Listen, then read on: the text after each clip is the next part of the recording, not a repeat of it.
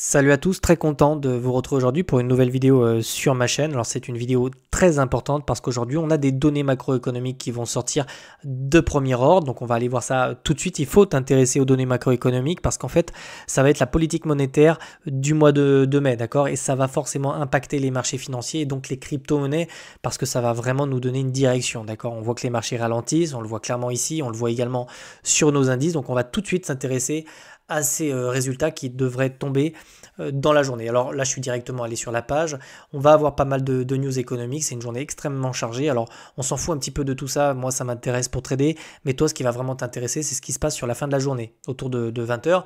Donc, communiqué du FOMC et décision de la Fed sur les taux d'intérêt. Donc ça, c'est extrêmement important. C'est pour ça que tu as 3 étoiles ici et ici. Donc, communiqué du FOMC, tu as les mecs qui vont te dire en gros si oui ou non l'impact des tarifs sur l'économie américaine est important ou non, s'ils en savent rien, s'il faut attendre encore un petit peu. Donc les mecs, ils te font globalement le topo de la situation macroéconomique et économique des États-Unis. Et ensuite, tu as la décision de la Fed sur les taux d'intérêt. Donc est-ce qu'on maintient, est-ce qu'on baisse les taux, est-ce qu'on augmente les taux? Augmenter les taux, c'est une très mauvaise nouvelle. Les maintenir, c'est pas fou. Les baisser, c'est une excellente nouvelle, d'accord? Donc là, pour le coup, on nous annonce plutôt, tu vois, un maintien des taux, 4,50, 4,50. Mais si dans le communiqué du FOMC, tu as le mec qui te dit, nous pour elle en général, qui te dit par exemple, bah, on anticipe éventuellement de baisser les taux d'intérêt au mois de juin ou au mois de juillet, tu risques d'avoir une réaction extrêmement positive sur les marchés. Si le mec au contraire te dit bon, on n'y voit rien, on sait pas trop ce que Trump fait, c'est un petit peu flou, on préfère attendre, les marchés vont pas aimer ça. Mais ce sera pas non plus catastrophique. Si par contre les mecs te disent bah on a une contraction de l'économie américaine, on a l'économie qui se porte mal, etc., les marchés vont très très mal le prendre. Donc tu vois, on serait plutôt le scénario du milieu. On n'en sait rien, on attend de voir, 4,50, les marchés vont probablement prendre une rouge et derrière on va remonter tout ça. En tout cas, c'est le scénario que j'envisage le plus, celui qui a le plus de probabilité et de statistiques de se produire, d'accord? Donc maintenant que tu es au courant, il va falloir surveiller ça. Quel est l'impact sur les marchés? Alors ici déjà, on va regarder un petit peu ce qui se passe.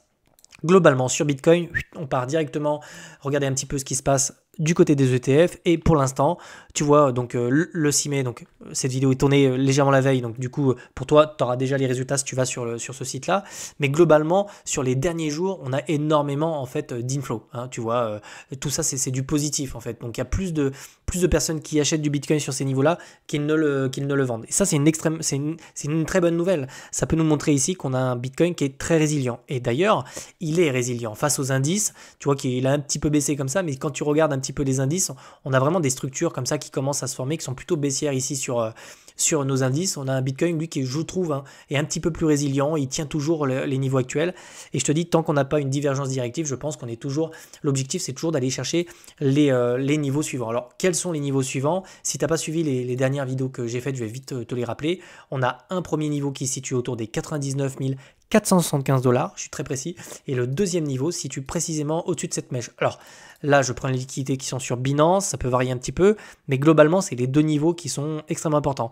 Pour moi, si on doit vraiment corriger cette structure-là, de façon prononcée, on peut le faire une fois qu'on sera venu chercher les liquidités qui se situent vraiment au-dessus de cette mèche-là. D'accord? Je t'ai déjà expliqué pourquoi c'est vraiment parce qu'ici, en fait, on a énormément d'intérêt à aller chercher. Je vais te montrer ça sur cette charte-là. Mais tu vois ici, on n'a pas touché toutes ces liquidités. On en avait là, mais il y a une énorme poche. Et je serais quand même, personnellement, très surpris si on ne vient pas les chercher. D'accord? Donc, à mon sens, il y a de grandes chances qu'on vienne taper dedans avant de vraiment prendre une rouge. En tout cas, pour le moment, alors, déjà, je souligne une chose, c'est qu'on a un MACD qui commence à nous indiquer une faiblesse. C'est-à-dire... probablement qu'on a peut-être des ventes sur le spot ou des choses comme ça, en tout cas sur Bitcoin.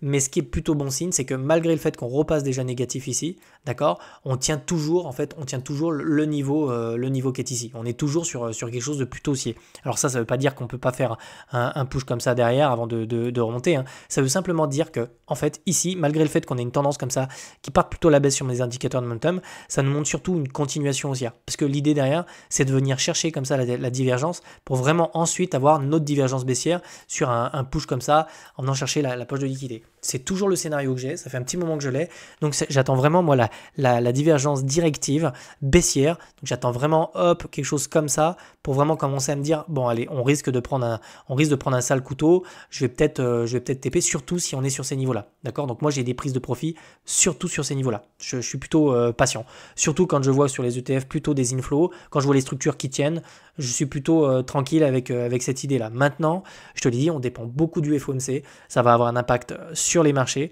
Je pense que globalement, ça peut avoir un impact négatif sur le coût si on est dans le scénario dont je t'ai parlé. Et puis derrière, il y a moyen d'avoir une remontada, d'accord? Donc tu connais les deux objectifs, j'ai pas changé d'avis.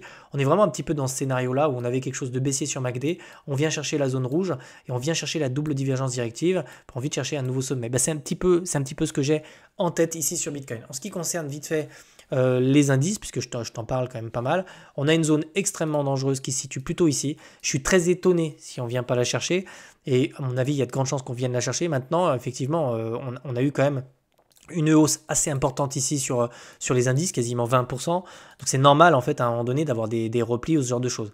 Pour le moment, on a un indicateur de momentum ici sur MACD qui nous montre quand même beaucoup d'excès, mais il y a des chances qu'on vienne ensuite chercher la divergence, d'accord? Donc c'est vraiment ça, on peut très bien venir chercher comme ça, derrière la divergence pour venir chercher cette zone de liquidité. J'ai pas changé d'avis, je suis toujours sur ce scénario-là.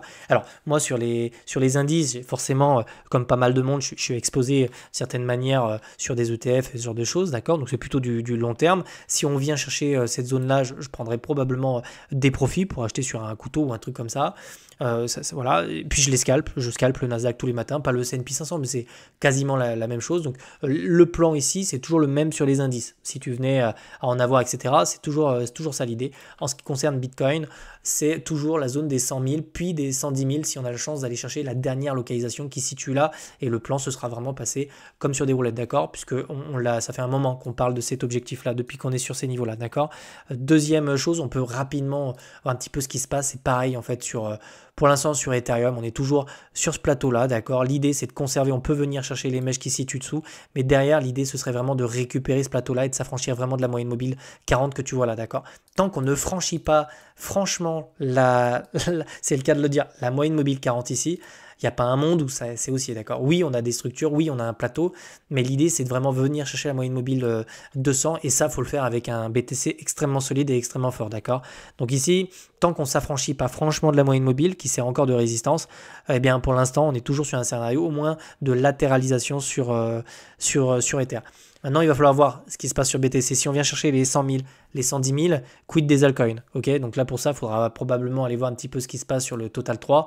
Et tu vois, pour le moment, on est toujours en train d'essayer de dessiner des patterns de retournement. Donc, on aimerait vraiment valider la cassure de cette épaule, tête, épaule, pour vraiment avoir un go, un signal haussier sur les altcoins, chose qu'on n'a pas encore pour le moment, d'accord? Pour le moment, on est vraiment piégé, tu vois, entre ces niveaux, quoi, ce niveau-là, tu vois, et le niveau qui se situe un peu plus au-dessus. Donc, les altcoins, je vous en parle depuis un moment. Oui, on a un début de quelque chose ici, puisqu'on est passé de l'autre côté de la traîne. Maintenant, il nous manque vraiment la dynamique, tu vois. On est vraiment en train de latéraliser, c'est plutôt une bonne chose. Il faut absolument pas casser les niveaux et descendre plus bas. Tant qu'on latéralise dans ces niveaux et qu'on essaie d'imprimer comme ça des creux ascendants, donc des creux ascendants comme ça, l'idée, c'est de vraiment s'affranchir de ce niveau-là pour vraiment avoir un go et un signal qui nous permet comme ça d'avoir du retracement haussier sur les altcoins, un petit peu comme ce qu'on avait eu ici. On avait exactement le même cas, je vous en ai déjà parlé à de nombreuses reprises sur ma chaîne. On vient casser la traîne, on vient faire des structures de retournement, on les voit ici, donc tu as les épaules, les têtes, les épaules inversées, on casse ici, et puis ensuite on a un breakout, tu vois. C'est ça en fait qu'on attend sur les altcoins. Alors la fenêtre de tir est assez courte, puisqu'on a jusqu'à mi-juin, fin juin pour avoir une fenêtre haussière sur les altcoins. J'ai du mal à voir un marché très haussier durant le mois de juillet, pour être honnête avec toi, même si c'est probable, même si c'est possible. C'est pas ce que j'ai du tout en tête, puisque je vais réduire mon exposition à l'approche de l'été. Voilà. Donc je pense qu'on a une grosse vidéo. Tu peux me poser des questions sur des altcoins dans les commentaires.